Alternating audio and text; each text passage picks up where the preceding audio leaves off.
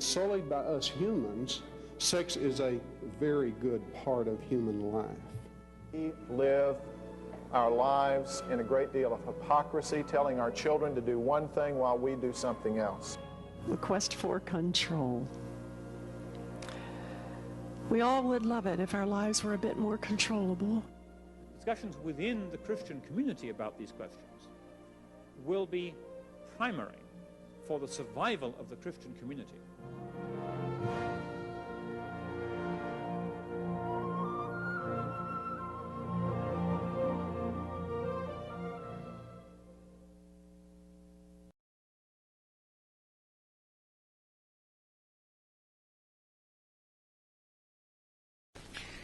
Thank you very much.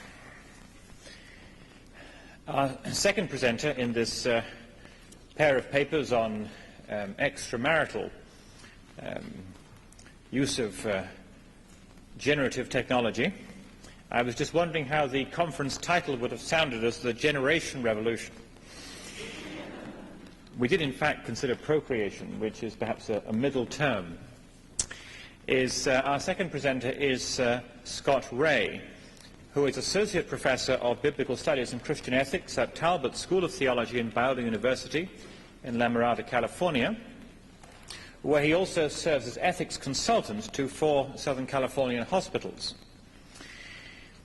He did his PhD work in social ethics at the University of Southern California.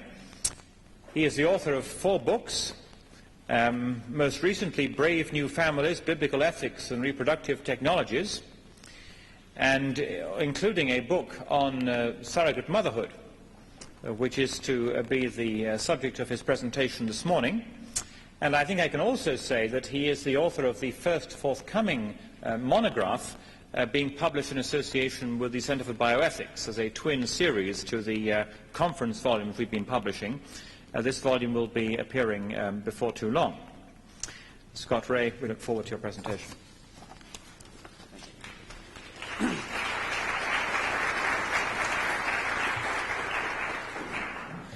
Well, good morning. I'm delighted to be with you to tackle this controversial area of surrogate motherhood.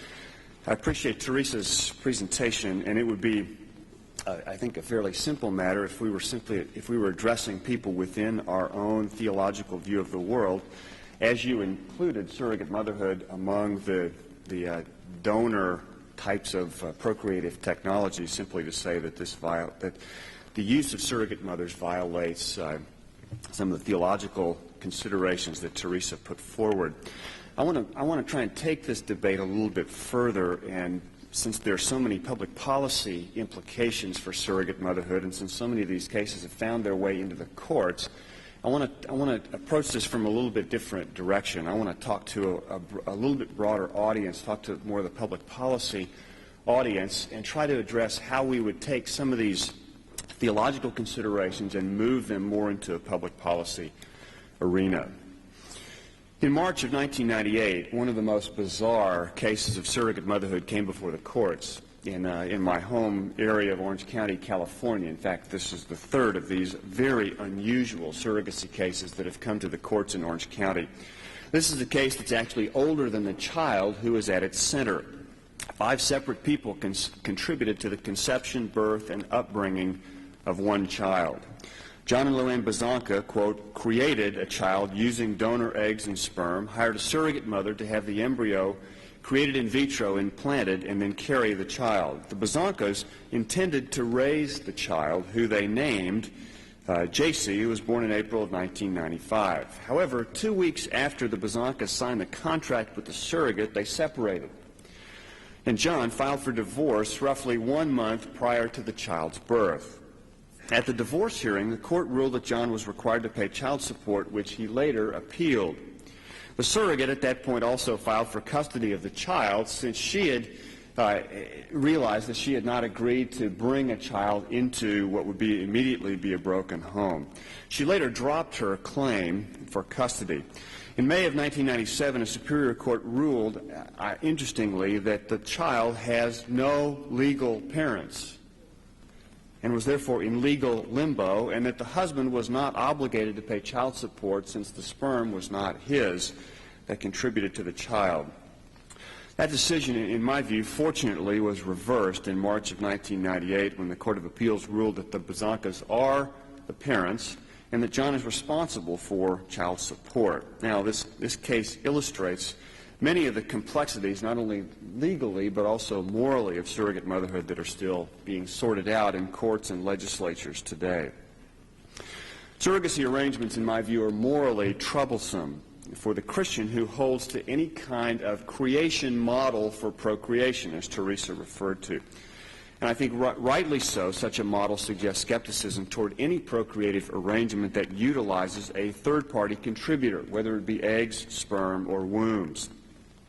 However, there are other issues that are unique to surrogate motherhood, such as the charge of baby selling, which I think is a valid charge, and the thorny debate over the definition of motherhood in these arrangements. These must be addressed if the Christian is to address public policy makers and bring a Christian ethic for surrogacy into a secular society. Now, just to make sure we're on the same page, there are a wide variety of surrogacy arrangements that are possible today. There is what's called genetic surrogacy, in which the surrogate contributes both the egg and the womb and is thus genetically related to the child that she is carrying. In some cases, the infertile woman can produce eggs but not carry a pregnancy to term. In that case, they hire what we call a gestational surrogate. This is more complicated and more expensive, since clearly in vitro fertilization is also required to utilize a gestational surrogate. In these cases, she has no genetic tie to the child that she is carrying. Now, a couple of other arrangements that are not mutually exclusive with the first two. When the surrogate is paid a fee for the entire process, that is known as a commercial surrogacy arrangement. Most surrogates are paid for what they do, since it would be very difficult to induce a surrogate mother to go through the rigors of labor and delivery without a substantial five-figure fee. And I don't know whether I'm happy to say that or not, but the contribution is much more substantial than with egg donation, roughly between $10,000 and $15,000 plus all medical expenses. Once in a while, a family member or a close friend offers to carry a child for an infertile woman out of a desire to give the, quote, gift of life. When this happens, rarely when it happens, it is called altruistic surrogacy. The overwhelming majority of surrogacy arrangements are both genetic and commercial. And we'll talk a little bit about gestational surrogacy, and if you want to address, I'm not going to address altruistic surrogacy, but if you want to raise a question about that, you're welcome to do that. First, the commercial element of surrogacy. In my view, commercial surrogacy is both morally and legally problematic because it involves the purchase and sale of children. 25 states currently have laws that prohibit the exchange of consideration for adoption of a child. These were enacted to prevent economically and emotionally vulnerable birth mothers from being coerced into giving up children for adoption that under non-coercive circumstances they would not otherwise give up. The abuses and excesses of black market adoptions were and still are the target of these laws. Most of the states, there are roughly 15 states that have passed laws on surrogate motherhood, have simply applied existing adoption law to surrogacy and prohibited the commercial application of it. This is one area, I'm encouraged to say, one area in which the law, in my view, is working with what I think is a moral and biblically, theologically based stand on the issue. Most proponents of surrogacy are very sensitive to the charge of baby selling. And they insist in their argument that the fee paid to the surrogate is for gestational services rendered only, and simply constitutes another expense for the contracting couple, parallel to the medical and legal expenses involved. Most surrogacy contracts today are structured to relate the fee to those specific gestational services, and the contracts generally are careful not to make any mention of the fee paying for the transfer of parental rights, which is clearly the most critical element in the arrangement. Some, for example, suggest that surrogacy is not baby selling, but rather prenatal babysitting. And they argue that the surrogate, I wish I were making that up, but that's true. They argue that the surrogate thus has the right to rent her womb for a fee. Now, whether she has that right is a whole other question. Now, the argument that the surrogacy fee is for services rendered only and not for the sale of the child fails to take into account both the nature of the surrogacy contract and the intended end of the arrangement. Virtually every surrogacy contract is structured around the product, not the process or the service of surrogacy. Now, the service is not incidental to the product, of course, but it's not the central component. For example, in the landmark Baby M case in New Jersey, that contract specified that only in the event that the surrogate delivered a healthy baby would she be paid the entire fee. If she miscarried prior to the 5th month of pregnancy, she would receive no fee. If she miscarried after the 5th month or if the child was stillborn, she would only receive $1,000 of the fee. Clearly, the contract was oriented toward delivery of the product, not the service rendered in the process. Generally, in these contracts, the majority of the fee, usually half, and in some cases all of it, is withheld in an escrow account until the most important part of the transaction takes place. That is when parental rights are actually waived and the custody of the child is turned over to the contracting couple. Thus, in my view, it's difficult to see how the fee can be for gestational services only when the service itself is not the final intent of the contract. Payment is made to the surrogate upon fulfilling all the necessary responsibilities to ensure the transfer of parental rights. Attorney and bioethicist Alexander Capron suggests that the claim that the fee is for gestational services only is merely a disguise that serves to mask the true intent of the contract. He suggests, quote, payment to the surrogate is merely for gestational services is just a pretense. And payment is made on surrender of custody of the child and for, quote, carrying out all obligations under the agreement. These include taking all steps necessary to establish the biological father's paternity and transfer all parental rights to the biological father and his mate. Now, the idea that the fee would be for gestational services rendered only makes it difficult to account for the reason that contracting couples almost always sue the surrogate for performance under the contract when the surrogate decides to keep the child. If the contract were for gestational services only, on what basis then does the couple request that the state enforce the terms of the contract when the surrogate has, quote, breached it by keeping the child? Under a gestational services scheme, the only way she has breached the contract is by her failure to maintain the pregnancy or by engaging in behavior such as smoking, drinking, or drug use that brings harm to the unborn child.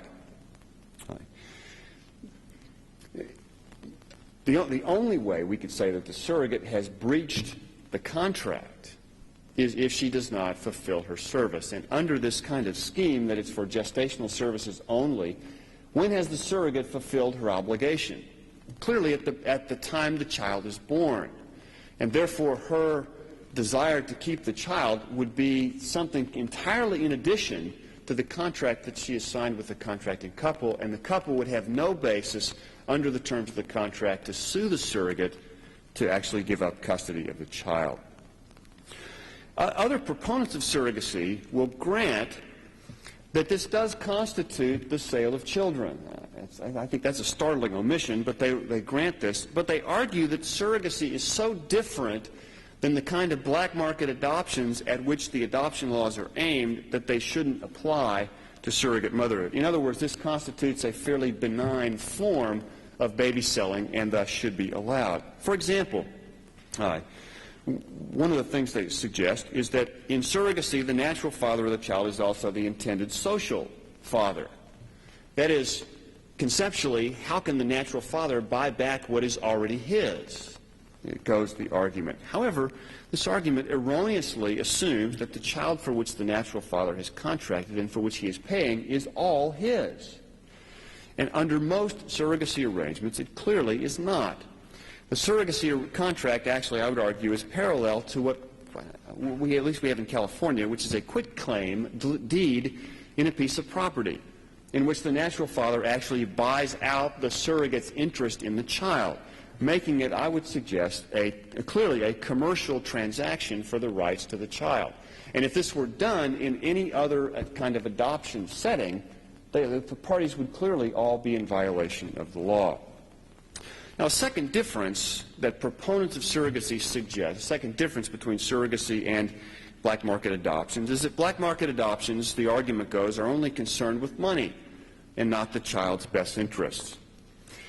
Now, this argument clearly assumes that all surrogate motherhood arrangements are about the best interests of the child, which, though is true in some cases, I think is clearly overstated. The only screening that I'm aware of in surrogacy arrangements of the contracting couple is a financial screening. And their fitness to be parents is rarely to be considered. And in many cases, some people have argued that it would actually be unconstitutional to suggest that the fitness of parents be considered as part of a screening for a surrogacy arrangement. A third suggested difference is that surrogacy results from a planned and often strongly desired pregnancy, not from an unwanted one. Thus, the surrogate cannot be coerced into giving up her child out of desperation, as is the case with many unwanted pregnancies that end up as adoptions. However, this does not mean that surrogacy is entirely free from coercion, since the surrogate, in many cases, does develop a desire to keep the child after she becomes pregnant and after she has entered the contract. She will thus have a wanted child and an unwanted contract. And in there, I would say coercion is relevant because it forces her to do something that she would not otherwise do.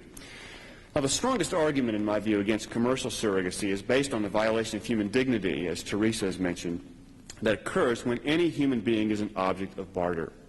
Since commercial surrogacy clearly involves the sale of children, it's prohibited on deontological grounds that human beings, particularly the most vulnerable, our children, are simply not for sale, even to benevolent buyers, because people have inherent worth that places them above the demands of the market. I would ultimately ground this, of course, theologically in the dignity and value of the individual who possesses the image of God. I think it can and thus cannot be for sale. I think it can also be grounded in the 13th Amendment that prohibited slavery, principally on the grounds that human beings, irrespective of race, color, or any other element, are not items that can be traded for financial consideration. I think there are also consequential reasons for prohibiting the sale of human beings, particularly children, such as to prevent exploitation of the surrogate and the contracting couple, to safeguard the best interests of the child from the profit motive, to prevent lack of counseling and screening of the contracting couple, and to ensure that predictable human suffering be prevented. But there's also a deontological reason. That is, that the purchase and sale of human beings inherently violates their dignity and integrity. The New Jersey Supreme Court, I think, put this particularly well. Appealing to the inherent worth of persons, they put it like this: there are in a civilized society some things that money cannot buy. There are values that society deems more important than granting to wealth whatever it can buy, be it labor, love, or life. So I would argue that commercial surrogacy, which is by far the overwhelming majority of surrogacy cases, is not only immoral, but should also be illegal and should be prohibited by law. Now let's turn to what I think is the far more difficult issue, and that is once we have a surrogacy arrangement, and by the way, I would never recommend that somebody engage in one of these arrangements, and if I had my way to write the law, the commercial application of this would all be illegal, and surrogacy brokers would be out of business. But once we're involved in these cases, they do raise some very difficult issues. Some of the most vexing questions in surrogacy revolve around the issue of parental rights. There's general agreement that, if you want to debate this during the questions, we can do so. There's general agreement that in cases in which the surrogate provides both the egg and the womb, she is in every sense the mother of this child and thus possesses full maternal rights. This is also the legal precedent that was set in the Baby M case in the late 1980s. The heart of the present debate is in gestational surrogacy, in which two women make biological contributions. Now, I want to throw out an argument here, which is a minority view in this, and I think this whole discussion of parental rights in surrogacy is a place where we can have I think, a good bit of legitimate debate within our biblical and theological parameters. And so I want to throw out an argument. Because of the constraints of time, I can't develop all of the different positions on this, but I want to throw out one for your consideration. But genetics, gestation, and the preconception intent to parent have all been proposed as the determinant of motherhood in these arrangements. I want to argue for gestation as the overriding criteria for motherhood in these cases of gestational surrogacy. The view that gestation should determine motherhood reflects the traditional view of maternal rights. In this view, the woman who gives birth to the child is conclusively assumed to be the mother of the child. This is the position of a number of organizations. One example of this is the American College of Obstetricians and Gynecologists, which affirms in a statement on surrogacy, I quote, in the committee's view, the genetic link between the commissioning parents and the resulting infant, while important, is less weighty than the link between surrogate mother and fetus or infant that is created through gestation and birth. Thus, no distinction will be drawn between the usual pattern of surrogate parenting, which is a genetic arrangement, and surrogate gestational motherhood. The notion that gestation should determine motherhood is based principally on the contribution that the gestational mother or the surrogate makes during pregnancy and birth. She is anything but a human incubator, which a judge in one well-known surrogacy case in the late 1980s termed the surrogate, and makes a substantial contribution not only to the physical development of the child, but to its emotional and psychological development. As opposed to simply donating the egg, the gestational mother has built up what some call the sweat equity in the child that she is carrying. The 9-month investment in the child and the labor literally involved in giving birth, I would argue, tilt the equation in favor of gestation. The gestational mother clearly has made the greater investment in the child in terms of time and effort expended, and thus, in my view, should have a greater claim to motherhood. At the end of the process of birth, the woman who gives birth to the child will have contributed much more of herself than the egg donor the woman who contributes the egg in order to bring about the child's birth. For any woman who knows what pregnancy and childbirth involve, the contribution of the egg donor might actually seem trivial compared to the rigors and the demands of the around-the-clock nature of pregnancy and birth. Law professor George Annis suggests that gestation gives a woman a greater interest, gives the gestational mother a greater interest in the child she is carrying because of the biological investment being made. Though that investment is difficult to define and more difficult to quantify, it does reflect a substantial difference in involvement between egg donation and pregnancy and birth. It simply is not accurate to suggest that the, quote, carrier of the child has no impact on the person into whom the child develops. Though the physical traits and many of the dispositions of the child have their source in the genes, there's a growing body of evidence that points to the gestational environment as a substantial contributor to the child's personality. Similar in importance to the investment and contribution of the gestational mother is the bonding that occurs between her and the child that she is carrying. Though significant bonding can take place between any two individuals, the combination of the biological investment and the resulting bonding weighs heavily in favor of gestation as the determinant for motherhood. That is, the combination of biology and relationship that's inherent in gestation argues for motherhood being vested in the woman who bears the child. In most pregnancies, this bond is a central part of the woman's self-concept. And though children do not entirely define a woman's life, they are surely integral to what defines her as a person. In most instances, the loss of this bond causes a great deal of grief when a pregnancy is lost.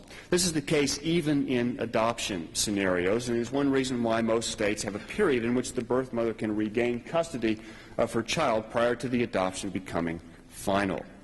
I think in cases in which the surrogate changes her mind and wants to keep the child, it is reasonable to see this bond as similarly important and self-defining.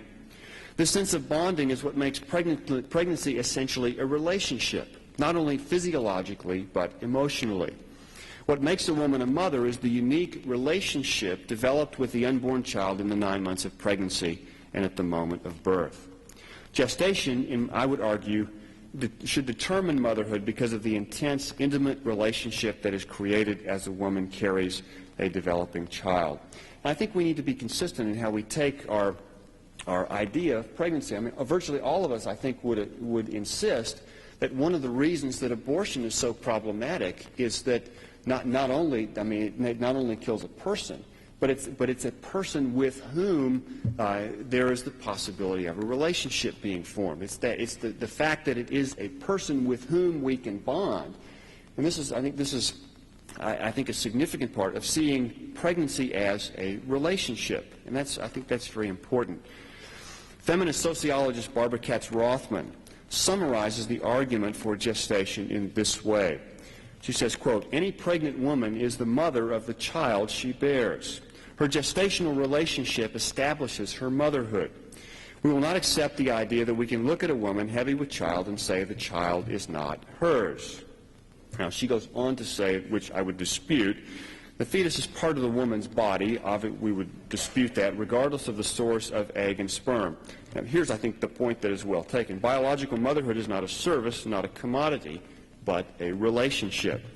Now, I've pointed out in other places that clearly, as you may have noticed, the pro-choice feminists like Rothman clearly can't have it both ways. I mean, it's very difficult to assert that pregnancy is a relationship and argue for very liberal abortion rights at the same time.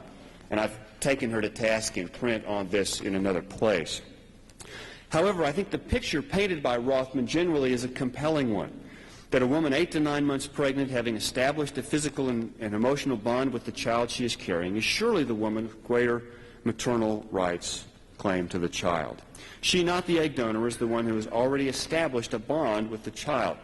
It is true that the contracting couple anticipate a very strong bond with the child when they presumably will gain custody. And in many surrogacy cases, they participate in the prenatal care and ultrasound exam views and things like that. And they are usually not isolated from the experience of the surrogate. However, what they experience through participation is qualitatively different than the bond currently experienced by the gestational mother. Even though the contracting couple may be anticipating a strong bond, that bonding is anticipated and not currently experienced in the same way. Now, it is true that a dissociation from the child that the surrogate is carrying does occur in surrogacy cases, and lawyers who arrange these contracts frequently testify that in many successful arrangements, no bond appears to be established between the surrogate and child, even when there is a genetic connection. That is, the arrangement goes smoothly, the child is turned over to the contracting parents, the fee is paid, and there is no dispute concerning custody. But even if this kind of mother-child bonding is not an entirely universal experience, and if surrogates do, in many cases, successfully relinquish custody, that's one thing. It's quite another to insist that the contract be fulfilled and the child be turned over to the contracting parents in those cases when the genetic mother has indeed established a significant bond with the child and thus is acting consistently with that bond in her desire to keep the child. In my view, there is no reason why the developing intent of the surrogate based on the relationship that she has developed with the child in utero should be any less weighty than the preconception intent that has been expressed in the contract. In those cases in which a, quote, breach of the agreement occurs, denying motherhood to the woman who carries the child, in my view, runs contrary to the powerful combination of both a biological and a relational connection. If the surrogate desires to relinquish the child to the couple who initiated the surrogacy arrangement, then she is free to do so. I would argue parallel with adoption. But if she chooses to maintain the bond created in utero, then by virtue of that already established bond, she should have maternal rights. And if she elects to give up the child, it must be with the assumption that it is hers as the mother to give up or to keep. Now, in most states that have passed laws on this, I might add, they don't make any distinction between a genetic and a gestational surrogate, and there's a provision in most of the laws that have been passed so far that insist that any contract that that forces a woman to give up a child that she is carrying against her will is void and unenforceable. Now, in conclusion, surrogate motherhood arrangements are likely to be with us for the foreseeable future, since the majority of states still do not have laws on these. For the Christian couple, they should be skeptical of any procreative arrangements that involve a third-party contributor. For public policy, the issue of baby selling suggests that commercial surrogacy should be illegal, and that the difficult issue of parental rights be resolved to ensure that surrogates have rights as well. Thank you.